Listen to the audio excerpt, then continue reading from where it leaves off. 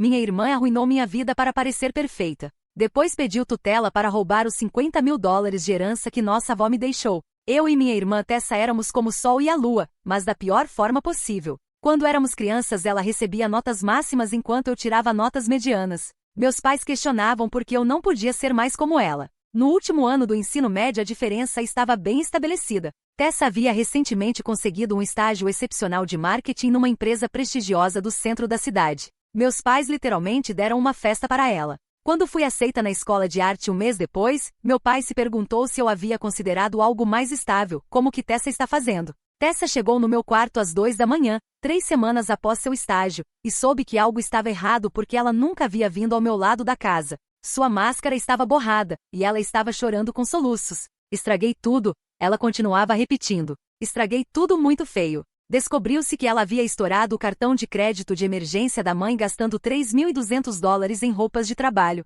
Quase engasguei quando ela mencionou o número. Todo mundo lá se veste como se tivesse saído da Vogue, ela acrescentou pegando minhas mãos. Eu não sabia. Só queria me encaixar. Rovan, você tem que me ajudar. Lembro de olhar para ela sem entender. Apenas conte a verdade para a mãe. Ela vai entender, eu disse. Tessa riu, mas foi amargo. Você está brincando, ela vai me fazer desistir. Ela vai dizer que não estou pronta para o mundo real. Depois disso, ela disse a parte que me fisgou. Você tem que dizer que foi você. Mãe já pensa que você desperdiça dinheiro com suas roupas góticas. Ela vai acreditar e não vai te punir tanto porque não terminou sua frase. Mas entendi o que ela quis dizer porque mãe já havia previsto que eu cometeria erros. Então eu fiz. Levei a culpa. Mãe descobriu as cobranças na manhã seguinte, enquanto Tessa estava convenientemente no seu estágio. Esperei lá enquanto mãe cortou o cartão de crédito e me deu uma palestra sobre como acessórios góticos não te fazem excepcional. No dia seguinte, comecei a trabalhar numa cafeteria e depois adicionei turnos noturnos num posto de gasolina.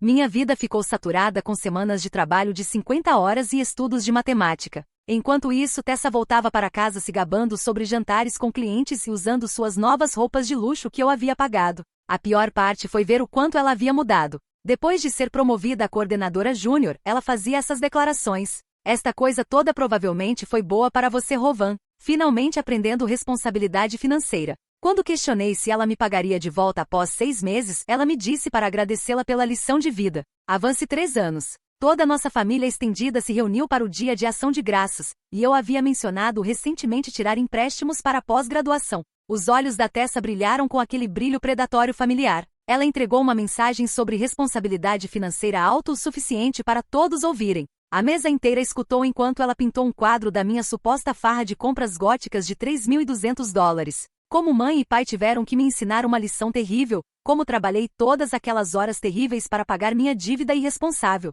Algo em mim de repente estourou. 3 anos permanecendo quieta. 3 anos sendo a decepção da família enquanto ela agia como a filha perfeita em roupas que eu paguei. Na verdade, ouvi a mim mesma comentar. Já que estamos compartilhando sabedoria financeira, por que você não conta para todos o que aquele dinheiro realmente comprou? A mesa ficou silenciosa. O sorriso da Tessa parou quando tirei meu telefone e expliquei como aprendi a preservar recibos quando trabalhava no varejo. Descreve cada compra de grife que ela fez, incluindo o vestido de Anne von Furstenberg, sapatos Jimmy Choo, e todo o guarda-roupa profissional do qual ela se orgulhava tanto. Tudo comprado em 15 de maio de 2019, 3 semanas após seu estágio. O quarto estava silencioso enquanto contei a história verdadeira. Ela me implorou para levar a culpa. Como trabalhei 50 horas por semana no meu último ano, perdendo minha própria exposição de arte para cobrir turnos e adormecendo na formatura devido ao esgotamento. Enquanto isso, ela foi promovida em roupas que eu havia pago.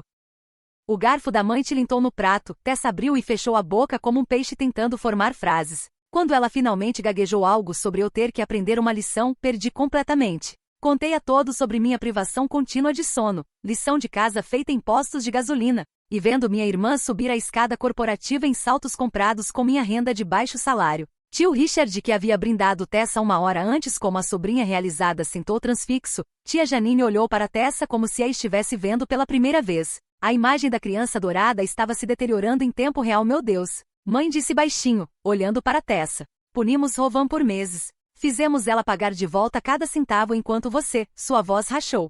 Zombei olhando para meus pais, ambos em lágrimas. Muito pouco, muito tarde. Na manhã seguinte, acordei com 47 ligações perdidas. Minha entrada na escola de arte havia sido negada seguindo um aviso anônimo sobre desonestidade acadêmica. Meu telefone vibrou repetidamente. Peguei com mãos trêmulas e percorri as mensagens da admissão da escola de arte, meu orientador de portfólio, e o escritório do reitor. Cada comunicação mais urgente que a última. Saltei da cama e quase tropecei nas roupas de ontem. Minhas mãos tremeram quando contatei o escritório de admissões. A música de espera parecia estar me provocando, com 7 minutos de piano alegre enquanto meu futuro desabava. Quando a oficial de admissões finalmente falou, ela manteve um tom cuidadosamente neutro. Alguém havia encaminhado evidências de que eu havia plagiado itens do meu portfólio. Capturas de tela da minha conta do Instagram, alteradas para indicar timestamps anteriores ao meu trabalho submetido. Eles haviam recebido tudo às 6h47, incluindo uma análise detalhada de como eu supostamente roubei designs de vários artistas.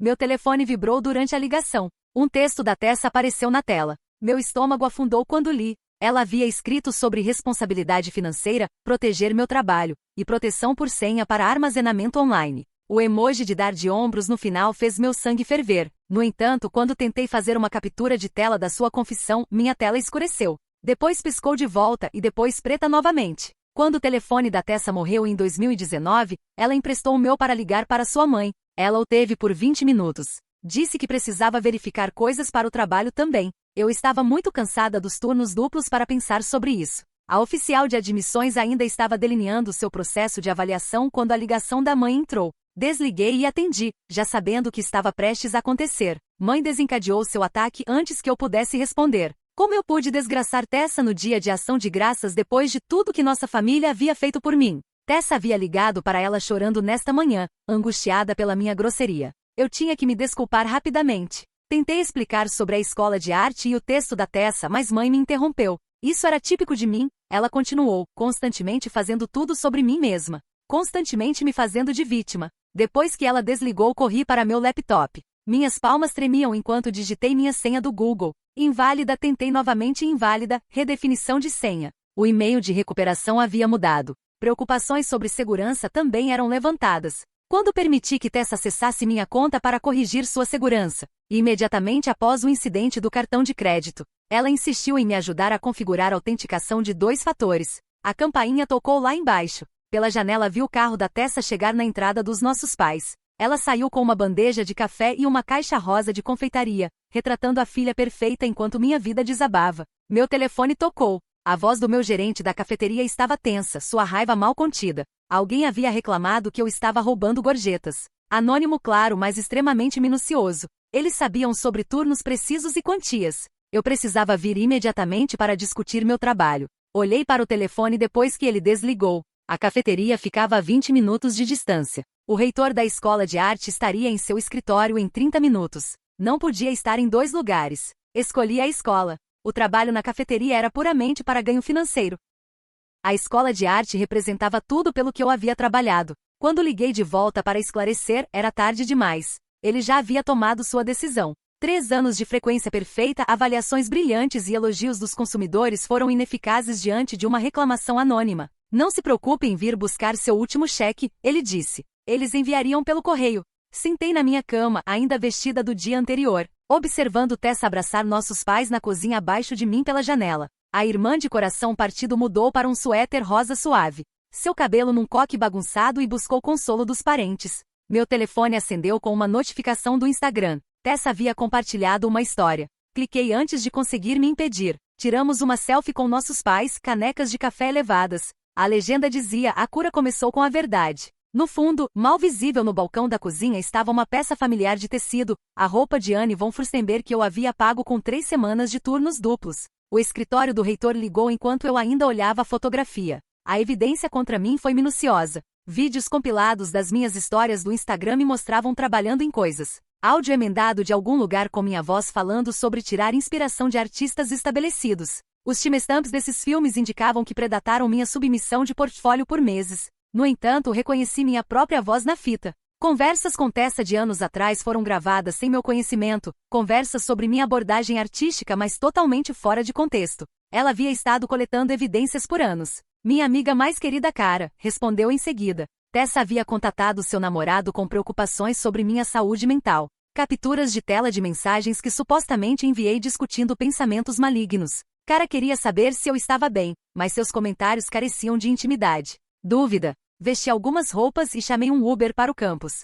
Passei 20 minutos no trânsito, atualizando meu e-mail, e vendo meu futuro desaparecer em tempo real. O motorista permaneceu me olhando no espelho enquanto resmungava comigo mesma, tentando descobrir quantas vezes Tessa havia acessado minha vida. O prédio de arte parecia diferente, menor, como se já tivesse me rejeitado. Corri 3 lances até o escritório do professor Lennox. Ele geralmente mantinha meu portfólio físico lá e disse que gostava de exibi-lo para outros membros do corpo docente. A porta do escritório estava aberta. Professor Lennox sentou em sua mesa, meu portfólio espalhado diante dele. Várias páginas estavam faltando, incluindo aquelas que melhor demonstravam meu desenvolvimento artístico e evolução de estilo único. Ele olhou para cima quando cheguei, sua expressão ilegível. Ele indicou que a filmagem de segurança da noite anterior havia sido alterada. Mas o zelador descreveu ver alguém, uma senhora loira simpática, que afirmou ser minha irmã, e estava pegando algo que eu havia deixado para trás. Meu telefone vibrou. Tessa retorna, desta vez para discutir meu trabalho no posto de gasolina. Ela já havia contatado aquele chefe, expressando suas preocupações sobre minha confissão no dia de ação de graças e minha história de responsabilidade financeira. Me acomodei na cadeira em frente ao professor Lennox. 3 anos de trabalho estavam espalhados em sua mesa com grandes vazios. As partes restantes estavam fragmentadas e amadoras, faltando o contexto das páginas perdidas. Minha colega de quarto me mandou mensagem enquanto estava sentada lá. Ela havia recebido e-mails sobre minha história de roubo, anônimos, mas detalhados. Ela queria nossa situação de vida. Disse que a confiança havia acabado. Posso começar a procurar outro lugar? Lancei meu aplicativo de gerenciamento de senhas no telefone desesperada por acesso às minhas contas. O login mais recente revelou o dispositivo da Tessa 3 dias atrás. Como? Então lembrei como ela havia sido insistente em me ajudar a gerenciar minhas senhas na noite em que emprestou meu telefone em 2019. Disse que eu precisava de mais segurança, eu havia dado minha senha mestra em caso de emergência, a tela do meu telefone escureceu novamente. Desta vez, permaneceu escura por 30 segundos antes de retornar. Um lembrete de que Tessa poderia ver tudo o que eu fazia. O gerente do posto de gasolina ligou enquanto eu ainda estava no escritório do professor Lennox. Tessa havia vindo pessoalmente, ele explicou como uma irmã preocupada. Ela trouxe cópias da minha confissão do jantar. Ele apreciou ela olhar por mim, mas não podia deixar alguém com um passado de roubo admitido manusear dinheiro. 2 empregos terminados numa manhã. Minhas economias durariam cerca de 2 meses se eu fosse cuidadosa, e ainda menos se precisasse encontrar um novo lugar. Caminhei de volta para fora, piscando na luz solar matinal. Meu motorista do Uber havia partido há muito tempo. Precisaria pegar o ônibus para casa. Enquanto esperava no ponto, avistei algo no meu e-mail, um documento legal submetido 2 dias antes do dia de ação de graças. Tessa peticionou para se tornar minha tutora financeira, citando uma história de comportamento irresponsável que necessitava intervenção. Ela havia estado planejando isso por 2 dias antes do dia de ação de graças, antes de eu sequer ter mencionado a roupa. A viagem de ônibus para casa durou 40 minutos. Passei reconstruindo a linha do tempo de cada telefone emprestado, cada correção útil de segurança e cada discussão gravada. Anos de preparação levaram a este ponto.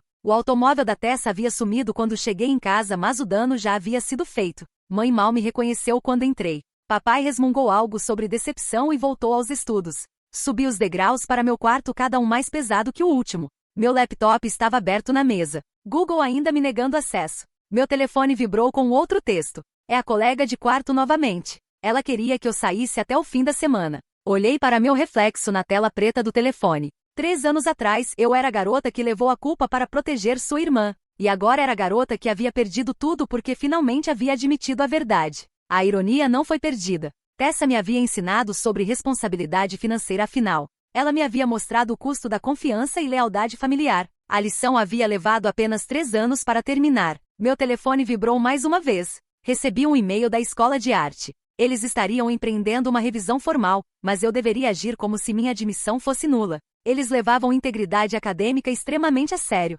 Sentei na cama na posição exata onde Tessa havia lamentado 3 anos antes. Nenhuma lágrima caiu, apenas uma sensação vazia de que isso era simplesmente o começo. Tessa teve 3 anos para planejar. Para ser honesta, eu apenas tive um jantar. O placar já havia sido decidido. Empacotei tudo que consegui encaixar em 2 malas enquanto meus pais permaneceram lá embaixo, como se eu não existisse. O aviso de despejo da minha colega de quarto me deixou com pouca escolha se não retornar a este lugar onde não era mais bem-vinda. Minhas mãos se moveram sem pensar, dobrando roupas enquanto minha mente corria pelos deliberada devastação da minha vida pela Tessa. A campainha tocou. Pela janela vi um oficial de diligência dando papelada ao papai. Suas bochechas ficaram pálidas quando as leu. Em minutos, ambos os pais chegaram à minha porta. Mãe agarrou a petição de ordem de restrição, suas mãos tremendo. Tessa registrou naquela manhã, citando meu assédio aumentado e a confrontação assustadora no dia de ação de graças. A voz do papai era fria quando enfatizou que eu não podia ficar aqui se Tessa se sentia assustada durante visitas. Eles já haviam se encontrado com seu advogado. Eu tinha 24 horas para localizar outro lugar, ou eles teriam que me despejar formalmente para cumprir a decisão potencial. Liguei para a tia Janine e engoli meu orgulho. Ela escutou minha explicação antes de suspirar. Ela tinha um quarto livre, mas apenas se eu reconhecesse meus erros e concordasse em frequentar terapia para minhas questões de ciúme. Tessa já havia ligado, chorando pela minha obsessão com sua conquista. Meu telefone vibrou. O gerente do posto de gasolina havia reconsiderado e me permitiria um último turno esta noite para pegar meus pertences e cheque final. Concordei, ansiosa por qualquer receita. Naquela noite trabalhei meu último turno num borrão. Clientes regulares evitaram contato visual. Durante o dia de ação de graças, a palavra se espalhou sobre minha confissão de roubo. A versão dos eventos da Tessa já havia se tornado amplamente aceita como verdade. Durante minha pausa descobri o último filme da Tessa. Ela reclamou no grupo do Facebook do nosso bairro sobre se sentir com medo seguindo meu ataque público. Os comentários foram selvagens. Pessoas que conhecia há anos me marcaram como instável, indicaram que eu precisava de tratamento, e elogiaram Tessa por sua coragem em falar. A tela do meu telefone está piscando preta novamente. Quando voltou, minha conta do Instagram foi desativada. A senha havia mudado. Anos de trabalho estão escondidos no meu portfólio de arte digital. Tessa estava me eliminando pouco a pouco. Quando voltei para a casa dos meus pais por volta da meia-noite, minhas coisas já estavam empacotadas em caixas na entrada da frente. Uma nota da mãe dizia que eles haviam pagado por uma semana no motel próximo. Ela escreveu: "Até você resolver as coisas." Nenhuma assinatura. O quarto do motel cheirava a cigarros e decepção. Sentei no colchão fino, laptop aberto, e tentei entrar em qualquer das minhas contas. Tudo estava bloqueado. Então lembrei de algo. Meu tablet antigo, que usei no primeiro ano antes de fazer upgrade. Ainda poderia estar logado no meu armazenamento em nuvem de antes da intervenção de segurança da Tessa. Dirigi para a unidade de armazenamento onde havia colocado meus pertences da faculdade. Minhas mãos lutaram com a trava na escuridão. Dentro, enterrado entre suprimentos de arte, descobri o iPad. Bateria morta. Sentei no meu carro, carregando do acendedor de cigarros, orando para que ainda estivesse ligado e logado. Meu coração acelerou quando acessei meu armazenamento em nuvem e baixei tudo o que consegui antes da Tessa detectar a falha de segurança. Peças de portfólio, imagens e documentos foram todos transferidos numa pendrive que comprei num posto de gasolina. Meu telefone tocou. Não reconheci o nome Wescalder. Ele se identificou como um ex-estagiário da organização da Tessa. Fui demitido 6 meses atrás por desperdiçar dinheiro da empresa. Ele havia visto minha postagem no Facebook sobre o evento do Dia de Ação de Graças. Ele tinha conhecimento sobre Tessa, mas eles precisavam se encontrar pessoalmente. Na manhã seguinte encontrei Noel num restaurante 2 cidades distante. Ele parecia cansado de trabalhar 3 empregos desde que Tessa danificou sua carreira. Ele me mostrou e-mails, recibos e documentos. Tessa havia cobrado compras pessoais no cartão da empresa e depois o acusou quando a contabilidade detectou. Ela convenceu todos que ele era um ladrão, o fez ser demitido e destruiu suas referências. Noel havia salvado tudo na esperança de um dia limpar seu nome. Os recibos revelaram os hábitos de compra da Tessa e assinaturas, mas seu acordo de confidencialidade o impedia de usá-los em qualquer procedimento legal. Ele podia fornecê-los para mim, mas eu não podia usá-los no tribunal. Gravei nossa conversa no meu telefone, empregando as estratégias idênticas que Tessa me instruiu. Noel caracterizou Tessa como manipulando seu empregador, se fazendo de vítima, e chorando em reuniões sobre se sentir perseguida pelo estagiário que descobriu seu roubo. Depois que Noel partiu, sentei no meu carro processando. Tessa fez isso antes. Eu não era especial. Eu era apenas sua última vítima. Meu telefone vibrou. Uma mensagem de texto de Emily, colega de quarto da Tessa, foi enviada às 2 horas. Ela estava bêbada e se sentia culpada. Tessa riu da educação financeira da fase gótica que havia me dado. Mas havia mais. Emily mencionou uma garota chamada Jade, a quem Tessa havia ensinado uma lição na faculdade. O próximo texto da Emily chegou rapidamente depois. Tessa havia visto as mensagens. Emily retirou tudo e disse que eu estava assediando. O texto concluiu: "Ela me fez enviar isso. Dirigi para os tribunais para submeter minha resposta à ordem de restrição. Quando entreguei minha declaração manuscrita, a funcionária me deu um olhar simpático. Não podia pagar um advogado. Tessa havia contratado uma das principais firmas da cidade. Fora do tribunal, pesquisei no Google a colega de quarto da faculdade da Tessa, Jade Summers. A encontrei no LinkedIn. Ela trabalha como professora 3 estados distante. Sua página do Facebook estava bloqueada, mas descobri um artigo antigo do jornal da faculdade. Jade foi expulsa por desonestidade acadêmica no 3º ano, perdeu sua bolsa e nunca se formou. Os fatos eram vagos, mas o timing coincidiu com a necessidade da Tessa de um quarto individual. Mandei mensagem para Jade no LinkedIn e expliquei quem eu era. Ela respondeu dentro de 1 hora. Ela não podia ajudar. Tessa havia destruído suas esperanças na faculdade. Ela havia reconstruído sua vida e não podia passar por isso novamente. Mas ela verificou minhas suspeitas. Tessa havia falsificado evidências, fabricado relatórios e arruinado o futuro da Jade por uma pequena briga de colegas de quarto. A audiência da ordem de restrição foi marcada em 3 dias. Passei vivendo na minha van, tomando banhos na academia e me candidatando a empregos pelo Wi-Fi da cafeteria. Cada aplicação perguntava sobre histórico criminal. Eu não tinha nenhum ainda, mas Tessa estava trabalhando nisso. Lennox, meu antigo professor de arte, me mandou mensagem e pediu para nos encontrarmos. Ele descobriu meus esboços de 2018 em seu escritório, mostrando a originalidade do meu portfólio. Mas quando Tessa percebeu que ele estava me ajudando, ela foi ao escritório dele. A filmagem de segurança da visita dela estava estranhamente degradada. Mas então Lennox exigiu uma transferência instantânea para outra faculdade. Ele me entregou os esboços e uma fita de áudio da Tessa ameaçando sua carreira se ele me escrevesse uma carta de recomendação. A evidência se acumulou, mas nada era admissível. Tudo que obtive envolveu violar regulamentos que Tessa poderia usar como evidência de assédio.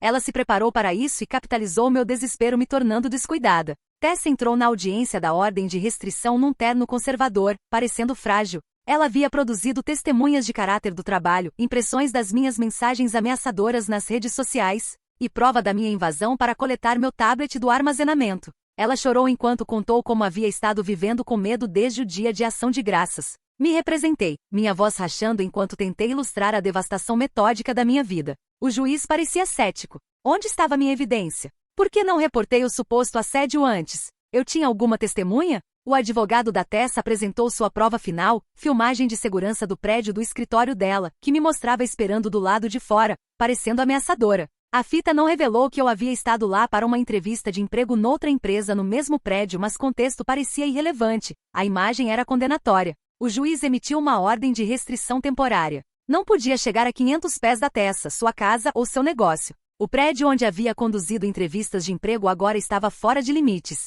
Outra avenida foi fechada. Verifiquei meu saldo bancário quando saí do tribunal e havia $300 restantes. A semana do hotel estava quase acabada. Meu pagamento do seguro do carro vencia amanhã. Então quase ignorei um aviso legal na minha pasta de spam. Tessa havia aplicado para tutela, alegando que eu estava mentalmente doente e incapaz de gerenciar minhas finanças. A audiência foi marcada para a próxima semana. Se ela ganhasse, teria poder sobre tudo que eu possuía. Dirigi para a biblioteca para pesquisar lei de tutela. Foi quando descobri. Tessa fez uma referência a proteger bens familiares no registro. Quais eram os bens familiares? Não éramos ricos. Nossos pais viviam de salário em salário. Liguei para meu primo Eli, o advogado que cuidou do espólio da vovó 2 anos atrás. Ele estava relutante em falar até eu mencionar o caso de tutela. Ele mencionou que o testamento da vovó incluía um fundo fiduciário para o neto que precisasse mais, que seria acessível aos 25 anos. $50 mil. Eu faria 25 no próximo mês. Eli não conseguiu fornecer informações adicionais. O chefe da Tessa era o maior cliente da firma, mas ele sugeriu que eu investigasse o testamento. Este é um registro público. No escritório de registros do tribunal, descobri o testamento da vovó. Havia $50 mil em fideicomisso para ser entregue ao neto com maior necessidade aos 25 anos. O fideicomissário tomaria a decisão. O fideicomissário era a pessoa com tutela legal ou conservatorship. Tessa sabia. Ela havia estado planejando isso por anos, esperando eu chegar perto dos 25. O incidente do cartão de crédito, assistência de segurança e discussões gravadas foram toda a preparação para este momento. Sentei no meu carro, motor desligado para economizar gasolina e montei o quebra-cabeça. Tessa precisava que eu parecesse instável, irresponsável e incapaz. Minha confissão do dia de ação de graças havia sido um erro, dando-lhe a oportunidade que precisava. Agora ela estava se movendo rapidamente antes de eu completar 25 e ganhar acesso ao fideicomisso eu mesma. Meu telefone tocou com um número desconhecido do reitor da escola de arte. Eles haviam completado sua revisão. Embora não descobrissem prova de plágio genuíno, as implicações reputacionais da minha circunstância tornaram minha aceitação impossível. Eles me desejaram boa sorte com minhas aspirações futuras. Dirigi para o prédio do apartamento da Tessa não para confrontá-la. A ordem de restrição proibia isso. Mas para pensar, para sentar onde ela destruiu minha vida e planejar meu próximo passo. Foi quando notei o carro do Noel no estacionamento de visitantes. Ele estava presente no prédio da Tessa. Enquanto observava, ele entrou com um código de acesso. Ela não fazia ideia de como ele era porque não havia visitado Tessa. Ele estava visitando outra pessoa. Mandei mensagem para ele. Ele respondeu prontamente. Ele estava namorando uma garota do 4B. Eu havia passado meses dominando as rotinas do prédio. Ele era familiar com as tendências e fraquezas da Tessa. Nos encontramos num parque fora do raio da ordem de restrição. Noel havia estado observando, esperando sua chance de justiça. Ele havia testemunhado Tessa trazer para casa caixas de arquivos de trabalho que ela não tinha permissão de remover do escritório. Ele havia capturado ela usando o automóvel corporativo para propósitos pessoais, infrações pequenas mas que se acumulavam. Mais importante, ele permaneceu em contato com outros ex-funcionários. 3 outros compartilharam histórias similares. A prática da Tessa de exploração profissional datava de anos, mas todos tinham muito medo de falar. Ela danificou suas carreiras e reputações. Tomei uma decisão. Se eu ia cair, documentaria tudo. Esse navio havia navegado pela verdade em vez do tribunal. Criei um blog, anônimo mas detalhado. Cada peça de evidência, relacionamento e padrão. Noel doou seus arquivos. Os outros gradualmente começaram a contar suas histórias.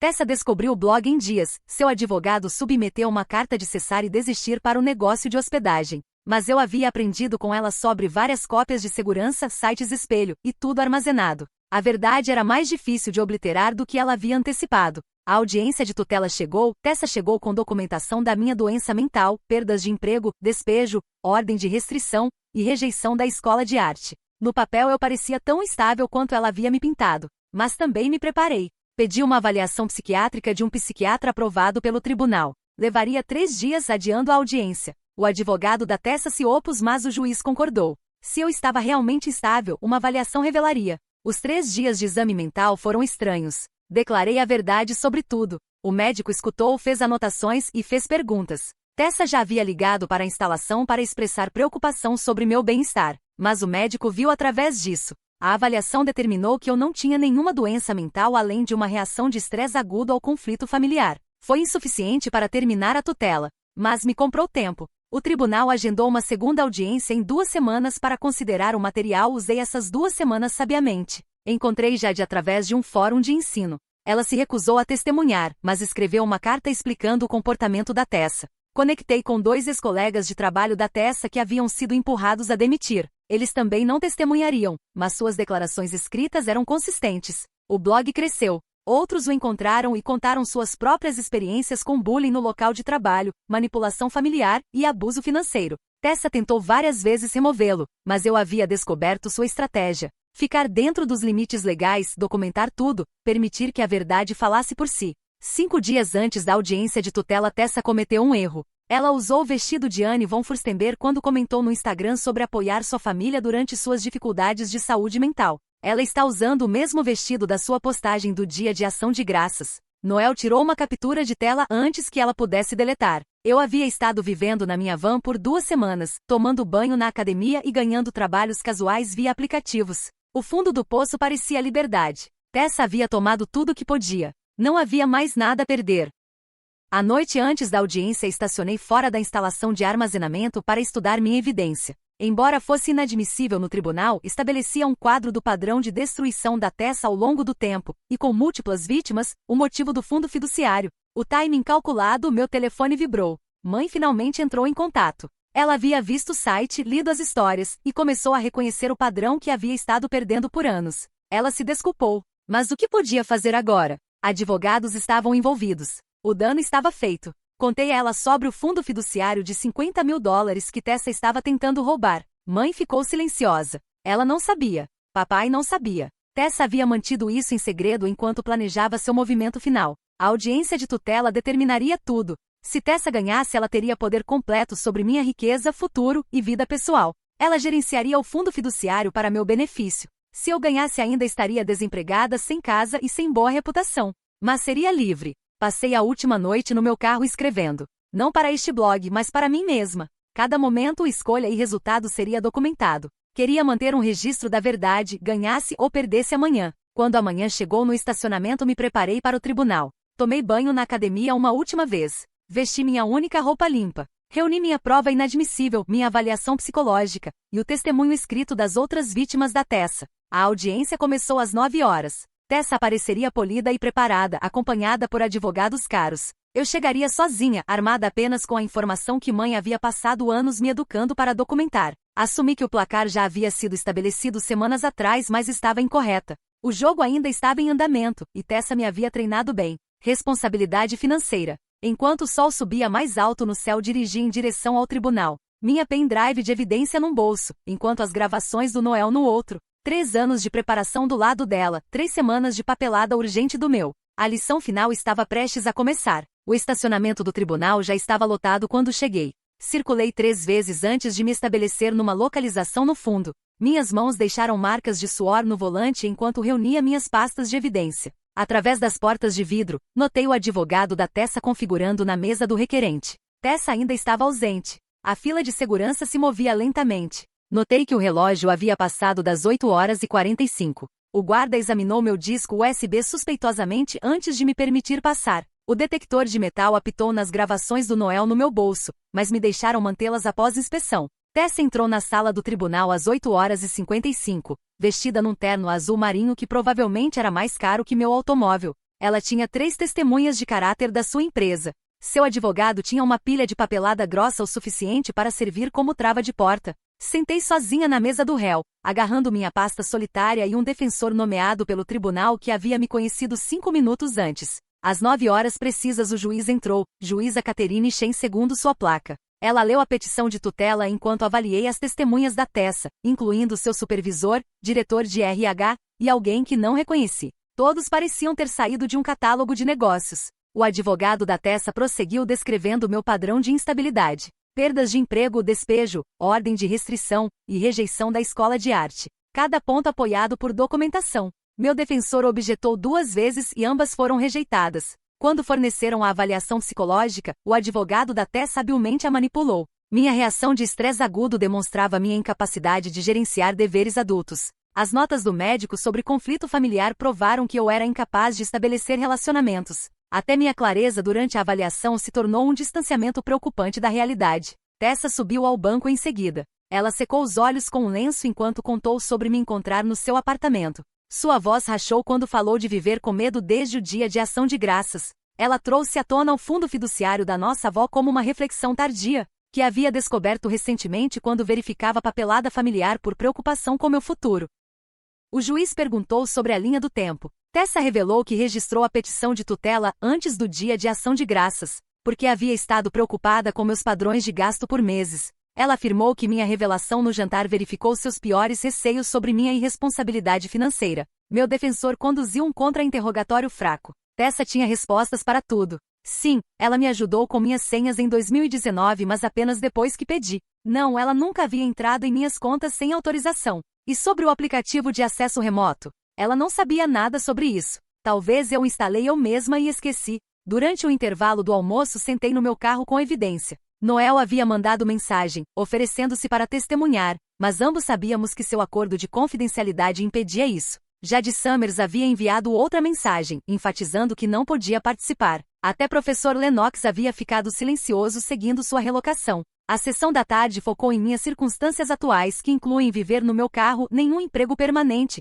e uma conta bancária praticamente vazia. O advogado da Tessa me retratou como uma pessoa à beira de devastação catastrófica se nenhuma ação fosse tomada. Então vieram as testemunhas. O chefe da Tessa atestou seu caráter excepcional e preocupação pela família. O diretor de RH confirmou as preocupações da Tessa sobre mim meses atrás. A terceira testemunha acabou sendo uma terapeuta que Tessa havia visitado sobre assistir um membro da família em dificuldade. Minha vez chegou às 15 horas. Meu defensor havia me instruído a manter minhas respostas breves e factuais. Tentei explicar o incidente de 2019, mas sem os recibos que mostrei no dia de ação de graças, soava como deflexão. Citei o ex-Calder, mas era incapaz de entregar sua evidência. Trouxe à tona Jade Summers, mas ela se recusou a ajudar. O juiz perguntou sobre minha pasta de evidência. Discutiu o blog, as tendências que descobri, e as outras vítimas que haviam se manifestado. O advogado da Tessa objetou a rumores não substanciados da internet. O juiz decidiu que nada do blog podia ser considerado.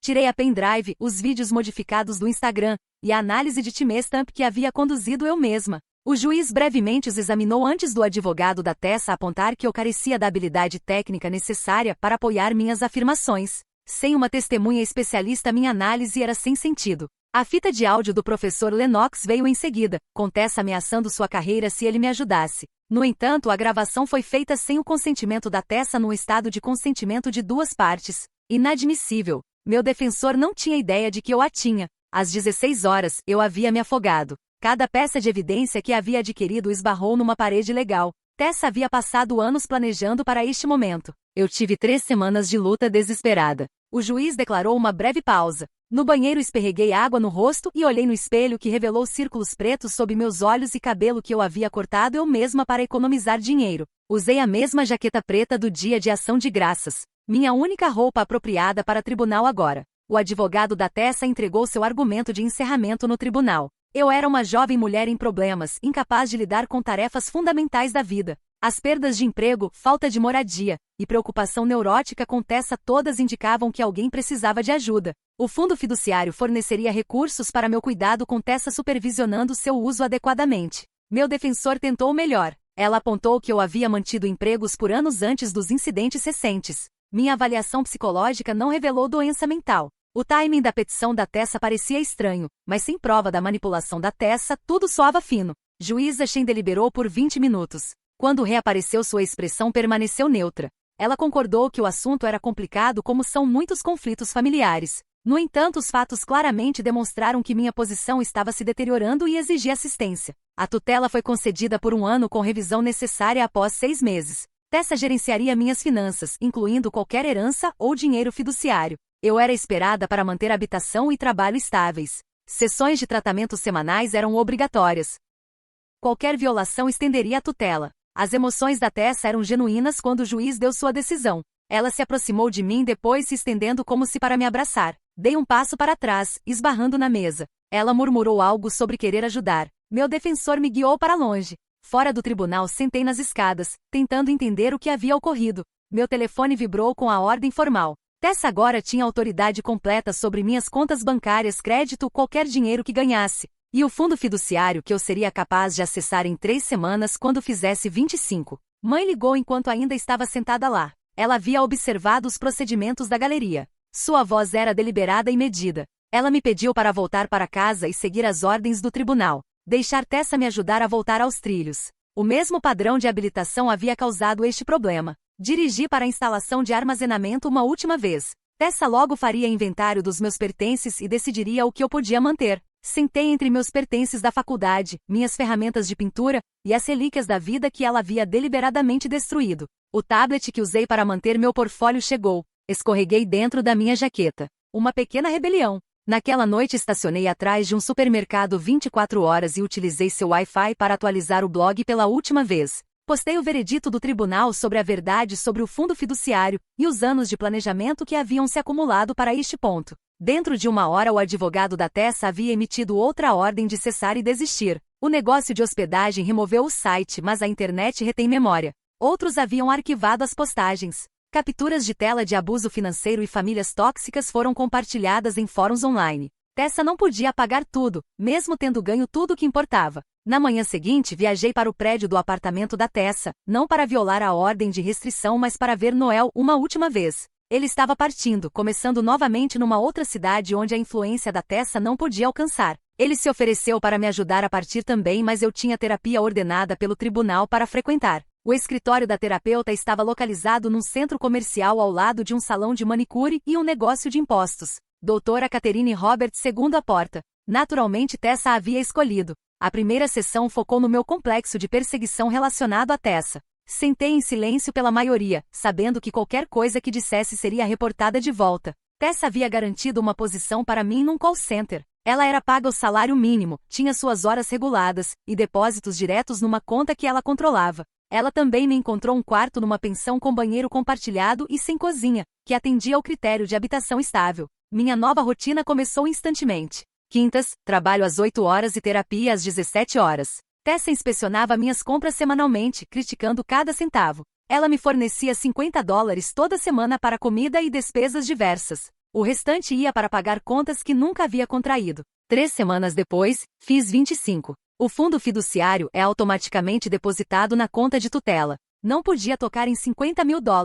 Tessa me mandou mensagem sobre investir responsavelmente para meu futuro. Não respondi. Havia percebido que quietude era meu único método de resistência. Noel enviou um e-mail da sua nova cidade. Ele havia conseguido um emprego e começado a reconstruir. As outras vítimas do blog permaneceram em contato discretamente. Não podíamos legalmente ajudar uns aos outros, mas saber que não estávamos sozinhos era reconfortante. Após 2 meses no trabalho, fui promovida a funcionária do mês. Tessa recebeu um bônus de $100 como parte do seu reconhecimento. Ela me mandou mensagem de parabéns e me lembrou da responsabilidade financeira, a mesma frase que havia começado tudo. A pensão estava cheia com pessoas como eu, quebradas pelas circunstâncias e começando de novo do zero. Não falávamos muito, mas nos entendíamos. Todos estavam correndo de algo ou alguém. Meus suprimentos de arte permaneceram em armazenamento. Tessa os havia considerado não essenciais e vendido a maioria. Ela preservou as peças do portfólio como evidência do meu progresso enquanto sob seus cuidados.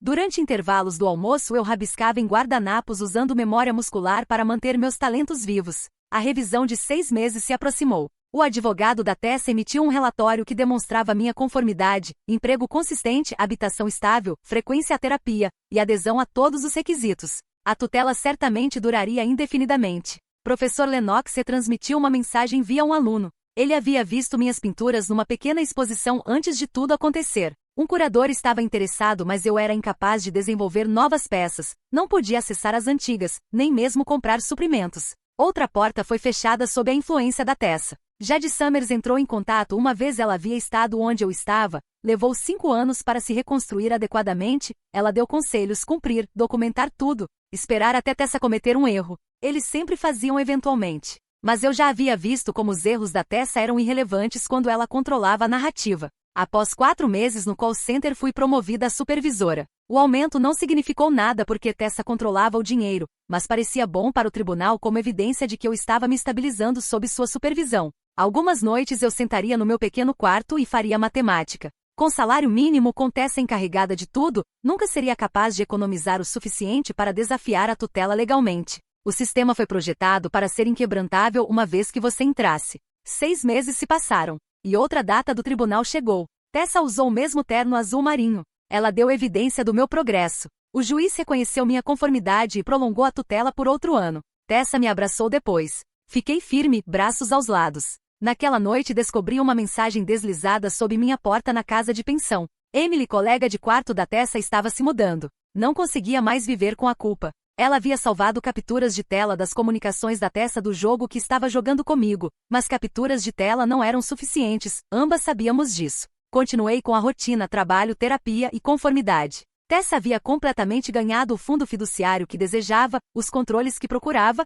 e a história que havia criado. Eu existia agora como um personagem coadjuvante na sua história de sucesso, a irmã problemática que ela havia resgatado. 1 ano se foi. Outra revisão. Outra extensão. A terapeuta declarou. Ainda mostrava resistência a aceitar ajuda. Tessa propôs sessões aumentadas. O juiz concordou. Mais dos meus salários foram desviados para tratamentos desnecessários. Noel enviou um convite de casamento. Ele havia refeito sua vida inteiramente noutra cidade. Não podia comparecer. Tessa precisava aprovar a viagem. Mas assistir sua conquista me lembrou de algo que havia perdido. Confirmação de que vida existia além do alcance da Tessa. Os inquilinos da pensão mudavam frequentemente, mas as histórias permaneciam consistentes. Pessoas presas por sistemas destinados a ajudar, mas distorcidos para controlar. Éramos todos prova viva de que a verdade nem sempre importa quando você não pode se dar ao luxo de prová-la. Tessa cometeu seu primeiro erro sério após 2 anos. Ela postou no Instagram sobre uma excursão de compras em roupas de luxo, mas eu usava descobertas de brechó.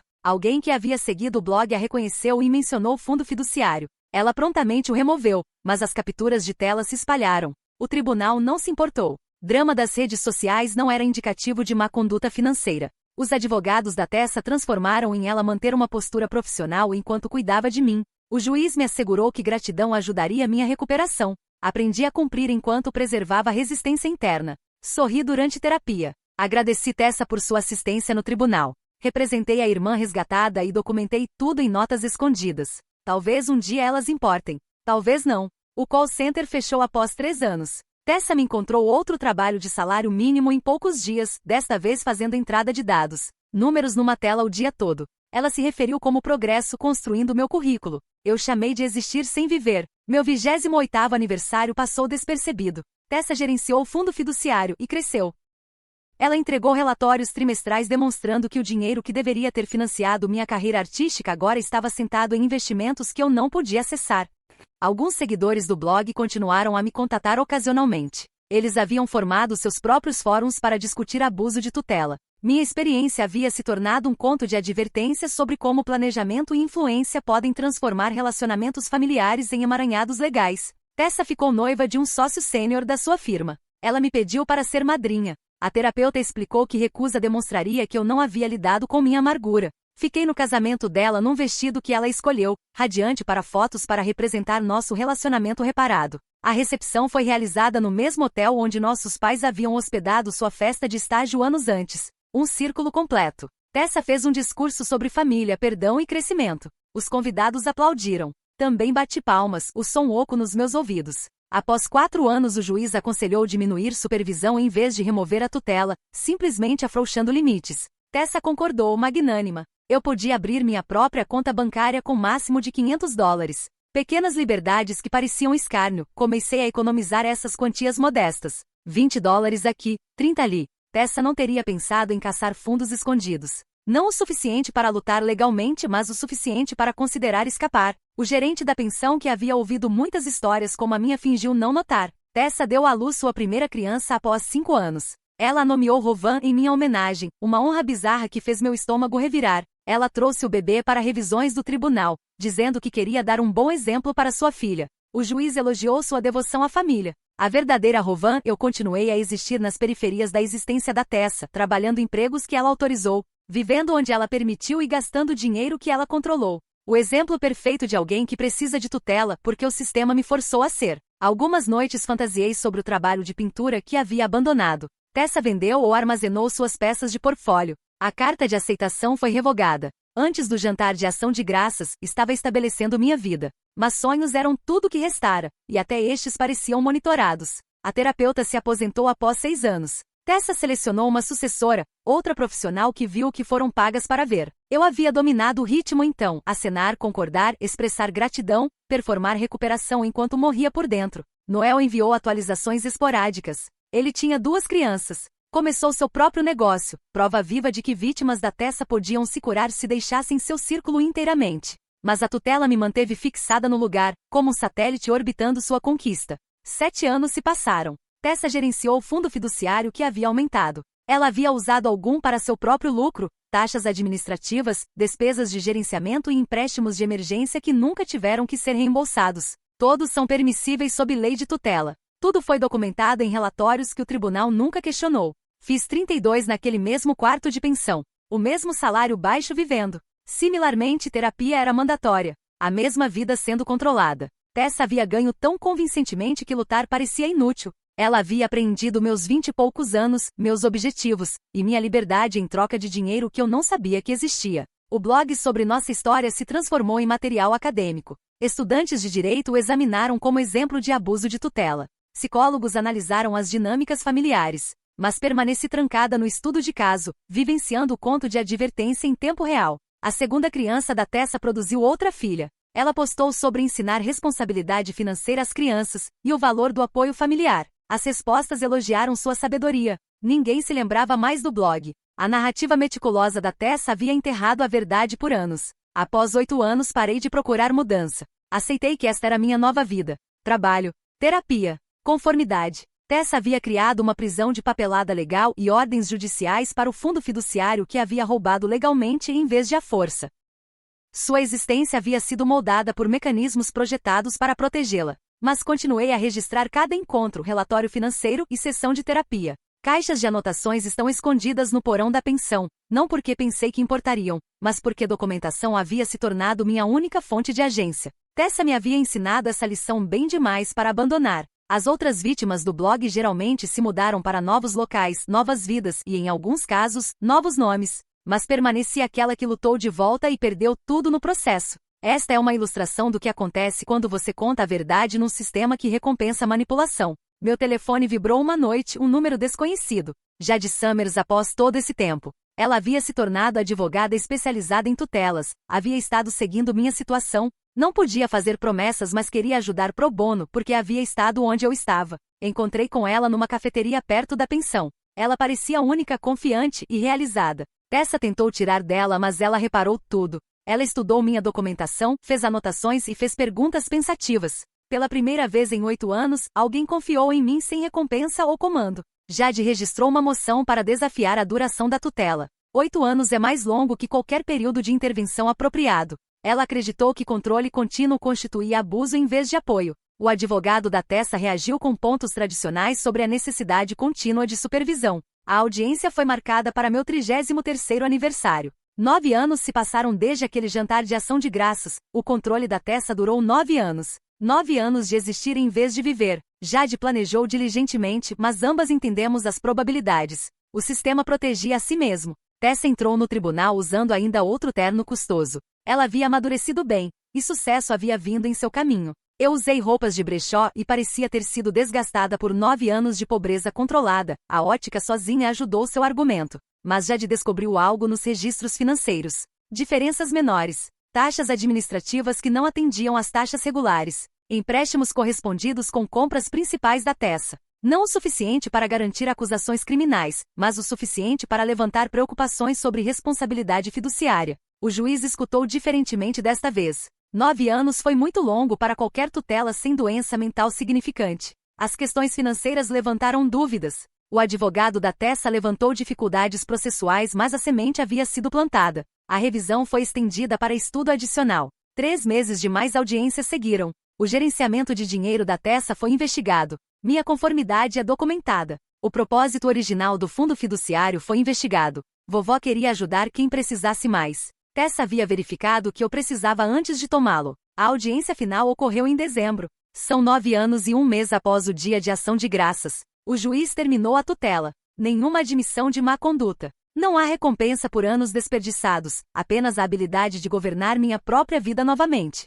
Taxas administrativas continuaram a drenar o dinheiro do fideicomisso. Tessa manteve qualquer coisa que havia tomado. Saí do tribunal para o ar frio desconhecido. Área livre. Jade me abraçou e então me deu um cartão de visita para um grupo de defesa de vítimas. Recursos para reconstruir. Grupos de apoio. Programas de treinamento de trabalho. A jornada difícil de volta para algo como vida. Tessa esperou perto do seu carro no estacionamento. Ficamos a 10 pés de distância. A ordem de restrição havia expirado há muito tempo, mas a lacuna permaneceu permanente. Ela disse que esperava que eu me desse bem. Não respondi. Não havia mais nada a dizer. Ela havia ganhado dinheiro, eu havia ganhado minha liberdade. Ambas havíamos perdido tudo o que importava. Voltei para a pensão pela última vez. Empacotei meus pequenos itens. Recuperei minha documentação escondida. Disse meus adeuses ao gerente que havia me mostrado atos modestos de compaixão. Alguém escapando ou detido preencheria o quarto em dias. O grupo de defesa de vítimas me assistiu em encontrar alojamento provisório, o apartamento real, pequeno, básico, mas meu. Podia trancar a porta, escolher minha comida, gastar dinheiro sem consentimento. Liberdades pareciam não familiares após 9 anos. Encontrei trabalho numa organização sem fins lucrativos que ajuda vítimas de abuso de tutela. O salário mínimo permanece inalterado, mas agora é mais significante. Minha documentação assistiu outros em construir suas alegações. Minha experiência se tornou expertise. Tessa havia construído a vítima perfeita. No entanto, vítimas podem se tornar defensoras. 6 meses após ganhar liberdade, recebi um pacote. Minhas peças de portfólio mais antigas. Professor Lennox as havia salvado antes de sua relocação. Eu as mantive seguras por 9 anos. Danificadas pela água, velhas, mas minhas. Espalhei pelo chão do meu apartamento e chorei pela primeira vez desde que a tutela começou. Comecei a fazer arte novamente. Comprei suprimentos com meu próprio dinheiro. Tempo fashionado do meu próprio cronograma. As habilidades haviam se deteriorado, mas não morreram. Meu novo trabalho era mais escuro, inspirado por perda, mas ainda meu. Tessa não podia tomá-lo. 1 ano após liberação, um show de galeria foi realizado. Local pequeno. Vendas foram modestas. Mas meu nome está na parede. Minha arte em molduras. Minha narrativa é comunicada através de fotografias em vez de papelada legal. Algumas obras foram vendidas para pessoas que haviam lido o blog anos antes. Círculo completo. Mas não o mesmo. Mãe entrou em contato após ver o aviso do programa. Ela queria se reconciliar, explicar, encontrar tranquilidade. Não respondi. Algumas pontes foram inteiramente destruídas e não podiam ser reconstruídas. Ela havia escolhido a história da Tessa sobre a minha. Essa escolha teve ramificações. A vida da Tessa progrediu com sucesso. Promovida a sócia. Família perfeita. Casa linda. A riqueza do fideicomisso havia ajudado ela a alcançar sua existência ideal. Às vezes me perguntei se ela considerava o custo. Provavelmente não. Predadores raramente fazem. Mas eu também estava construindo. Lentamente um cheque de salário mínimo de cada vez, uma obra de arte de cada vez, um dia de liberdade de cada vez. Ela havia tomado meus 20 e poucos e início dos 30. O resto era meu para salvar. Acadêmicos que examinaram o abuso financeiro republicaram o blog. Novas vítimas o descobriram. Entrei em contato. Elas compartilharam suas histórias. Desenvolvemos redes de sobrevivência. Tessa me havia ensinado sobre documentação. Agora estou ensinando outros. Suas armas se tornaram nossas ferramentas. 2 anos após ganhar independência, conheci alguém num grupo de apoio de sobreviventes que também havia escapado de tutela. Reconhecemos os gatilhos uns dos outros, preocupação sobre questões de dinheiro, acumulação de documentos, e o desejo por controle após anos sem ele. Ligação de trauma e relacionamento genuíno. Nos mudamos juntos após 1 ano. Despesas compartilhadas. Práticas de documentação compartilhadas. Um conhecimento compartilhado de que família podia representar a maior ameaça. Desenvolvemos cautelosamente. Entendendo como facilmente confiança poderia ser armamentizada. Tessa havia ensinado ambos essa lição. Minha arte se moveu de processar trauma para explorar recuperação. Críticos a descreveram como direta, honesta e perturbadora. Vendeu o suficiente para complementar meu salário sem fins lucrativos. Não a carreira que havia imaginado aos 22, mas uma que havia ganhado através de sobrevivência. Tessa me enviou um cumprimento para meu 35º aniversário. Algo sobre colocar o passado para trás e nos tornarmos irmãs novamente. Suas filhas ficariam encantadas em ver sua tia. Bloqueei aquele número. Alguns relacionamentos não podiam ser salvos e simplesmente sobrevividos. A tutela havia terminado 3 anos atrás, mas suas consequências perduraram. Crédito arruinado. Trabalho descarrilado. Relacionamentos estilhaçados e objetivos adiados. Mas eu era livre. Construindo. Criando. Vivo nos meus próprios termos. Tessa havia ganhado o jogo que estava jogando, mas havia acabado. A vida continua. Continuei trabalhando para a ONG. Promovida a gerente de caso e depois coordenadora de programa. Após anos de crescimento, meu pagamento finalmente superou o salário mínimo. O ideal americano foi atrasado e enfraquecido, mas não está morto. Meu parceiro e eu nos casamos na prefeitura. Nenhum membro da família foi convidado. Nossas testemunhas escolhidas foram colegas sobreviventes. Celebramos na cafeteria onde primeiro encontrei Jade Summers. Alegria pequena, mas genuína. Tessa não podia tocá-la. O fundo fiduciário foi usado para pagar pela vida e despesas legais da Tessa, mas eu havia aprendido que dinheiro não era o único legado. Vovó também havia deixado. Teimosia, resistência, a habilidade de documentar qualquer coisa. Tessa não podia roubar esses presentes. Encontrei Emily numa loja de supermercado 5 anos após ganhar minha liberdade. A ex-colega de quarto da Tessa parece assombrada. Ela se desculpou mais uma vez por não ser mais útil e informei que entendia. Estávamos todas apenas tentando ficar fora do alcance da Tessa. Algumas escaparam. Algumas não. Minha obra de arte começou a vender para pessoas que admiravam histórias de sobrevivência. Não famosa. Não rica. Mas é sustentável. Podia comprar suprimentos, pagar aluguel, economizar um pouco de dinheiro e criar a vida que Tessa havia tentado impedir, mais lenta que esperado. Mas a organização sem fins lucrativos cresceu. Assistimos dezenas de pessoas a escapar de abuso enquanto em tutela. Em algumas circunstâncias, como a minha, famílias usam sistemas protetivos. Outras são diferentes, mas igualmente presas. Cada vitória é pequena, mas significante. Tessa havia estabelecido uma defensora através de seu maltrato. Às vezes pensava sobre ela. Que tipo de pessoa passaria anos planejando arruinar sua irmã? O que ela disse às suas filhas sobre sua tia ausente? Ela alguma vez se sentiu culpada, ou sucesso justificou tudo? Perguntas sem respostas. Predadores raramente se autorrefletem. Minha história se tornou uma ferramenta de ensino. Escolas de direito me convidaram para falar sobre reforma de tutela. Apresentei minha documentação. Expliquei as táticas. Fomos avisados sobre predadores familiares à espreita atrás de preocupação. Alguns alunos tomaram notas. Outros pareceram desconfortáveis identificando dinâmicas em suas próprias casas. 7 anos após independência realizei algo que Tessa não podia tomar. Paz, não perdão. Não estou esquecendo, mas aceitação. Algumas pessoas preferem destruição, que eu havia sobrevivido ao seu pior, criado do nada. Beleza foi criada da angústia, essa foi minha vitória. Gentrificação reivindicou outro abrigo quando a pensão onde costumava viver fechou.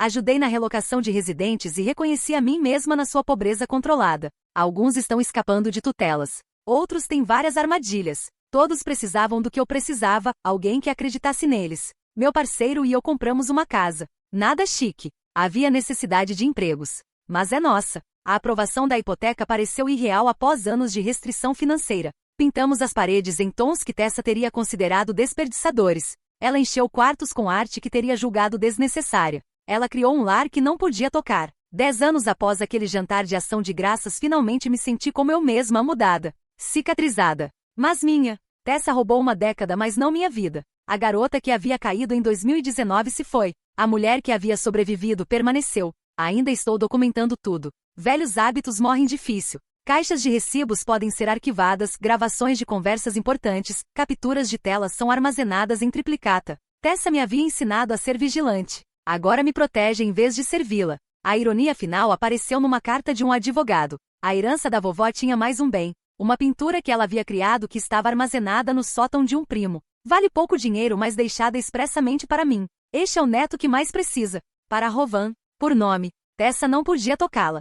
Coloquei a obra de arte da vovó no meu escritório em casa que tinha redemoinhos abstratos de cor que me lembravam do meu próprio trabalho. Tessa era incapaz de cortar a conexão. Uma herança que vai além de dinheiro. Prova de que certas coisas podem resistir até mesmo à destruição mais deliberada. Minha vida aos 35 não era nada como havia imaginado aos 22. Nenhuma carreira artística prestigiosa, nenhum sucesso tradicional, mas eu tinha liberdade, amor, propósito. Coisas que Tessa não podia medir ou controlar. Ela havia ganhado o jogo, mas eu havia recuperado minha vida. Às vezes jovens artistas me contatam após encontrar meu trabalho online. Eles notaram a lacuna no meu currículo. Anos foram embora. Contei a verdade. Que às vezes família era a maior ameaça, que sucesso nem sempre era linear. Sobrevivência era sua própria forma de arte. Tessa permaneceu no meu passado. Uma lição aprendida através da dor. Um lembrete de que confiança requer verificação. Um fantasma assombrava eventos familiares que não frequentava mais.